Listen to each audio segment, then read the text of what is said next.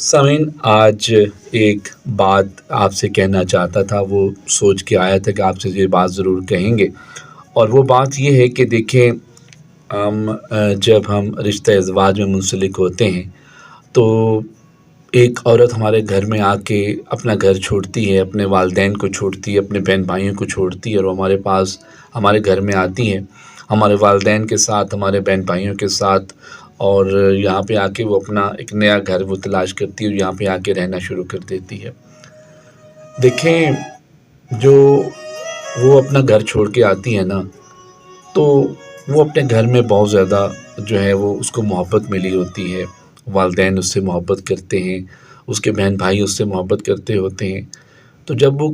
دوسرے گھر جاتی ہے، اگلے گھر جاتی ہے، تو اس کو بھی وہاں بھی اس کو اتنی ہی محبت ملنی چاہیے، اور یہ ہمارے نبی صلی اللہ علیہ وسلم کی سنت بھی رہی ہے۔ لیکن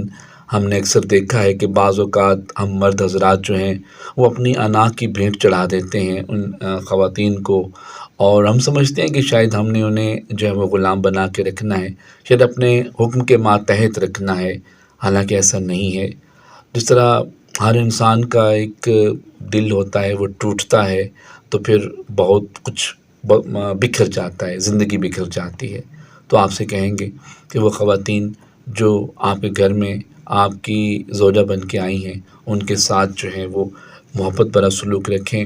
ان کی بات کو ویلیو دیں، وہ ضرور آپ کی بات کو ویلیو دیں گی۔ اگر آپ محبت دیں گے تو وہ آپ کو جواب میں ضرور محبت ملیں گی۔ ہم یہ کرتے ہیں کہ ہم کئی دفعہ محبت نہیں دیتے اور پھر ہم محبت کے طلبگار بھی ہوتے ہیں، تو کئی جگہ دیکھا ہے، کئی گھروں میں پرابلمز ہوتے ہیں، مسائل ہوتے ہیں، کئی خواتین جو ہیں وہ ان مسائل کا شکار ہیں اور زندگی پھر اچیرن ہو جاتی ہے، اور اس کے بعد جو دیکھا ہے کہ جو خاندان کے خاندان جو ہیں وہ ٹوٹ جاتے ہیں،